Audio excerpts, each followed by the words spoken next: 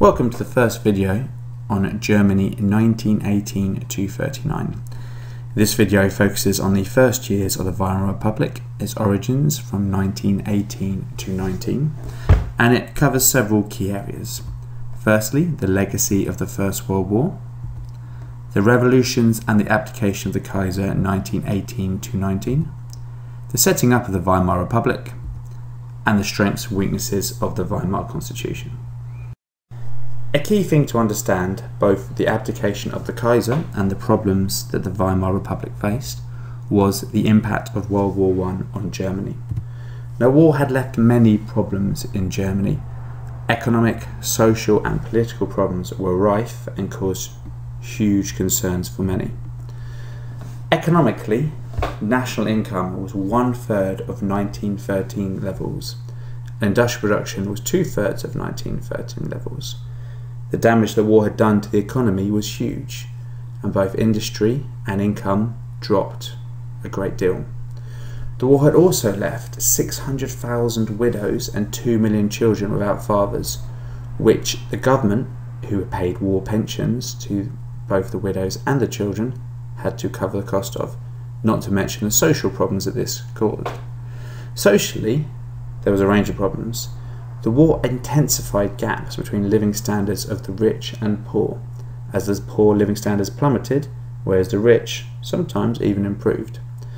Many people were bitter about factory owners making money from the war, especially as workers' wages were capped and they were not allowed to strike. And lastly, women working in factories upset many people as they saw this as the degradation of the social fabric of society.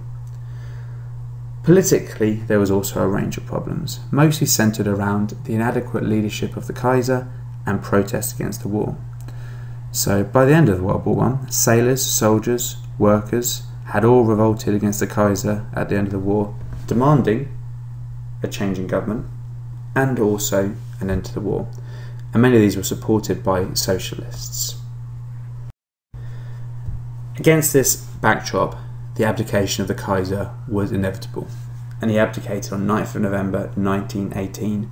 You can see the reaction of the British in the cartoon here, showing the Kaiser being booted from Germany.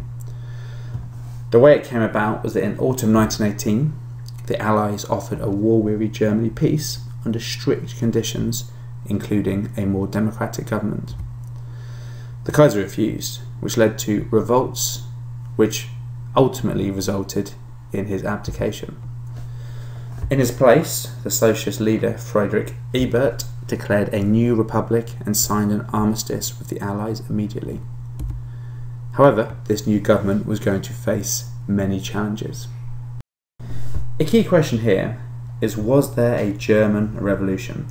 Now, the phrase German Revolution is used for the events of 1918 and the abdication of the Kaiser, but many argue that it was in fact more just a resignation of the leader, and the revolution was an entirely bloodless affair.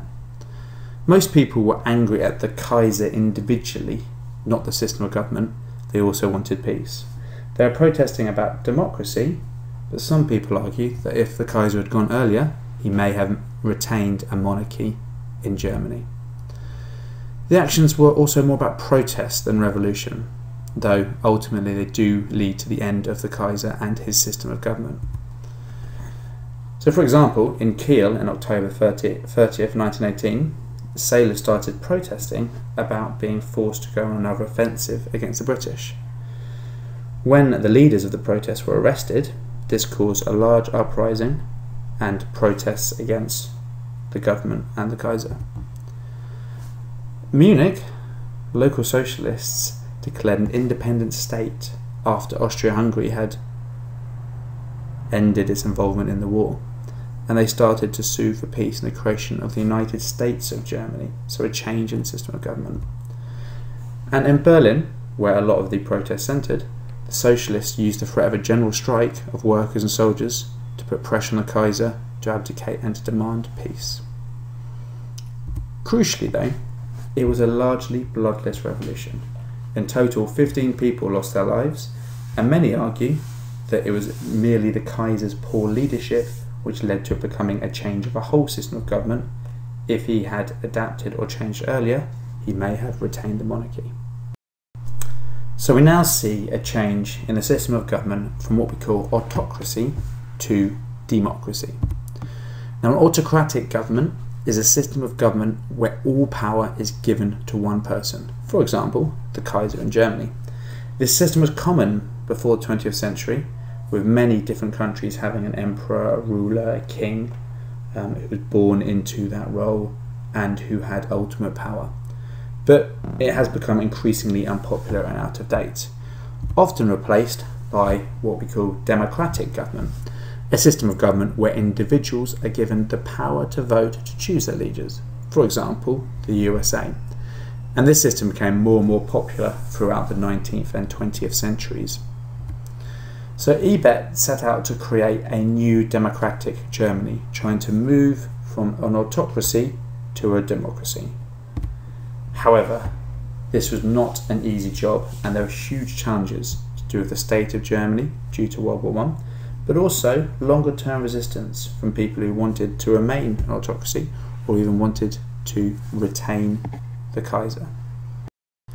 So we now see the birth of a new system of government, which was known as the Weimar Republic. In January 1919, 3 elections took place in Germany, and Ebert's Social Democrat Party won a majority. This made him president of the newly formed Weimar Republic. Now, it was known as the Weimar Republic because it met in the small town of Weimar, which in itself is quite interesting, in that they were not meeting in the capital Berlin because it was too violent and unstable, starting to show some of the problems that were going to face this new government. However, many people were actually quite excited by the Weimar Republic, as it was considered to have one of the most modern constitutions in history. Now, a constitution is the set of rules that define how a system of government works and runs, and the way the Weimar government was set up reflected the most modern ideas of the time. So instead of a Kaiser, they would have a president who was head of state and was elected by the people every 7 years. There was also a Reichstag, a parliament elected by the people every 5 years, and parliaments exist to create laws. Now, the president would select a chancellor to run the Reichstag, but for this to work, he would have to select a chancellor who had the support of the Reichstag to make sure that they could run the country effectively. The president also had control of the courts and armed forces, and he appointed the judges and commanded the armed forces. So this head of state had a great deal of power to lead the country, but they could be unelected after 7 years, and they also relied on an elected Reichstag, which was also given a great deal of power to create laws. And lastly, there was 17 local Länder, which were local governments in each of the 17 local areas. But these were designed to have a lot less power than the Reichstag and the president. So why was this system of government considered to be so modern? First of all, by having an elected head of state who needed the support of both the Reichstag and his chancellor to rule, it meant that one individual did not have too much power and could not dominate the political scene.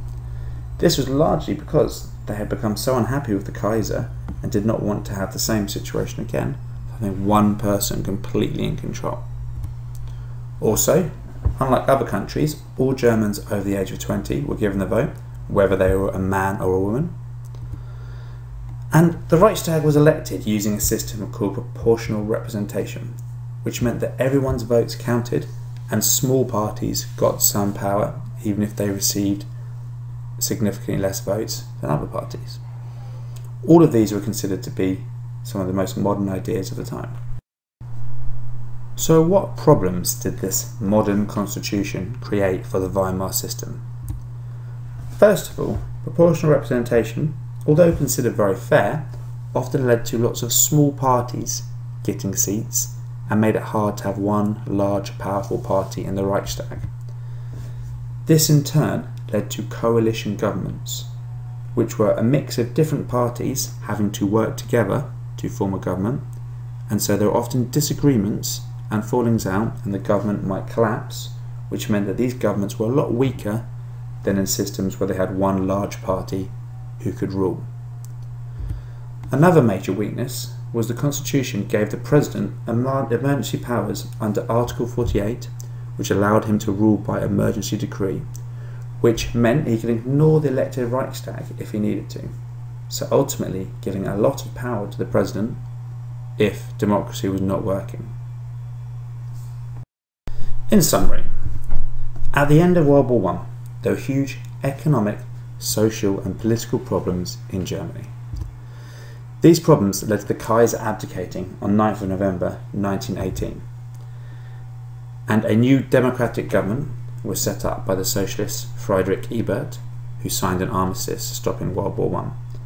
Unfortunately, this did not stop all of the economic, social and political problems, which continued.